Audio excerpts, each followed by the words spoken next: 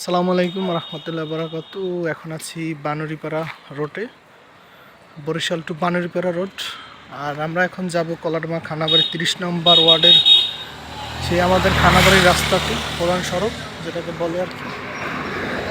আসলে আজকে রাস্তার কাজ শুরু হওয়ার পরে আজকে প্রথম ভিডিও আপনাদের মাঝে উপস্থাপন করব।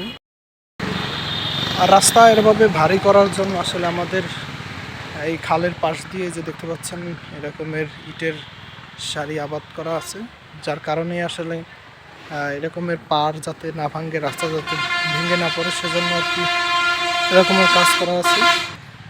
আর আমরা ইতিমধ্যে দেখতে পাচ্ছি যে আসলে এই রাস্তার উপরে পিচ, সাধারণত যে পানি জাতীয় পিচ্ছিল যে পিচ থাকে, সে পিচ গলানোর পরে আর কি দেওয়া হয়েছে, এবং সিলেকশন বালি, সে বালি তার উপর দিয়ে আর কি সমানভাবে লাগানো আছে।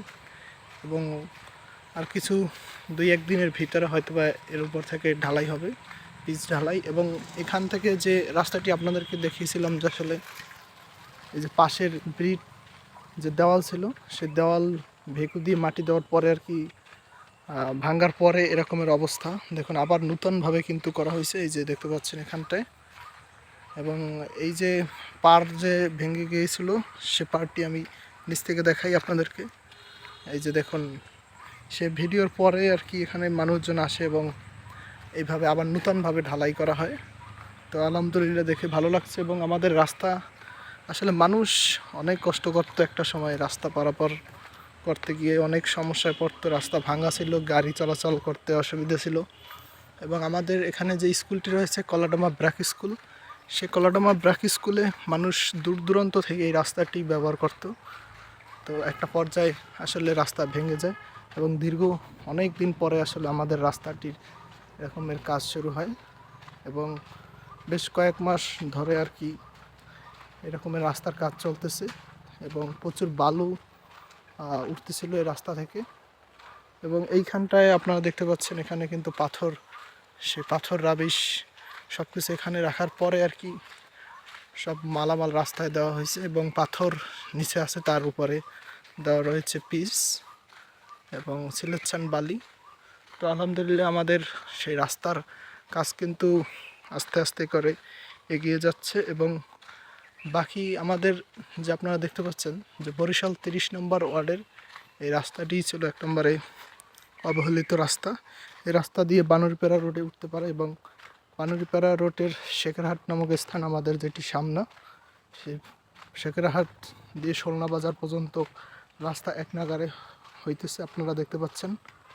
এবং আমরা দেখতে পাচ্ছি আমাদের পাশে যে রয়েছে পিজিসিবি 2,70,000 ভোল্টের, সে পাশ থেকে কিন্তু আমরা এখন যাচ্ছি।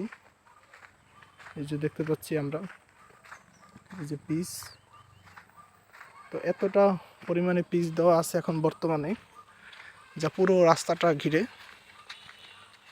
তো আমরা দেখতে পাচ্ছি যে আসলে রাস্তার পাশে যে ইটির যে দুপাশে যে থাকে আসলে এগুলো, সে পর্যন্তই কিন্তু পিচ দেওয়া আছে, একদম গরম পিচ। এবং রাস্তার কাজের জন্য আসলে মানুষ বাছাই করে আসলে রাস্তাটি করছে, যার কারণে একটু সময় লেগেছে আমরা দেখতে পাচ্ছি। তো হাঁটতে কিন্তু অনেক দূর আসছি আমরা।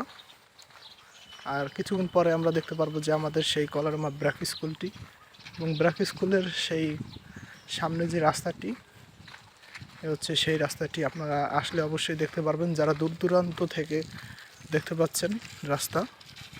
তো সকলকে জানাচ্ছি ধন্যবাদ। এবং এই যে আমরা দেখতে পাচ্ছি এখানে এই অল্প কিছুক্ষণ আগে আর কি এরকমের পাথর দেওয়া হয়েছে, এবং রাস্তার কাজ কিন্তু এখনও চলমান। আমরা সামনে গিয়ে আসলে দেখতে পারবো যে আসলে কতটুকু কাজ চলছে।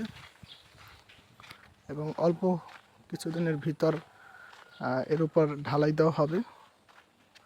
একদিন এক রাত্র আসলে রাখা হবে এরকমের শুধু পিচ দিয়ে, যাতে করে ঢালাই সম্পূর্ণভাবে অ্যাডজাস্ট হয়। সে কারণে আসলে এই পথ অবলম্বন। তো আমাদের ব্র্যাক স্কুলের সামনে যে পুকুরটি আছে সে পুরো পুকুরের চারপাশ ঘিরে কিন্তু যে রাস্তাটি, সেই পুকুরের পাশেও কিন্তু পাইলিংয়ের ব্যবস্থা আছে, যাতে করে এই রাস্তা অতি সহজে ভেঙে না যায়। এই যে দেখুন সেরকমের ব্যবস্থা আছে এখানে, এই যে আমরা দেখতে পাচ্ছি। এবং গাড়ির দিয়ে কিন্তু রাস্তার কাজ চলতেছে। আর এই হচ্ছে আমাদের কলাডামা ব্র্যাক প্রাথমিক বিদ্যালয়, তার ঠিক সামনে কিন্তু রাস্তাটি এই। এবং রাস্তাটি হওয়ার পরে কিন্তু আসলে চারপাশ পরিবেশও কিন্তু পাল্টে যাচ্ছে।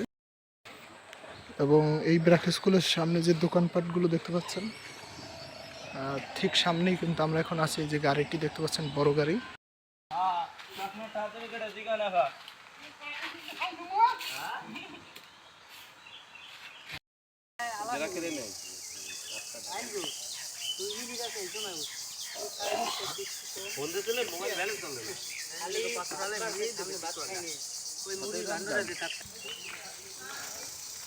তো আসলে আমরা কিন্তু হাঁটতে হাঁটতে কিন্তু অনেক দূর পর্যন্ত আসছি। তো মাশাআল্লাহ আমরা কিন্তু দেখতে পাচ্ছি যে পুরো রাস্তাটাই কিন্তু এরকমের পিচ দেওয়া আছে এবং অল্প কিছুদিনের ভিতরে কিন্তু ঢালাই হবে। তো সকলে ভালো থাকুন, সুস্থ থাকুন, নিরাপদে থাকুন। আল্লাহ হাফেজ।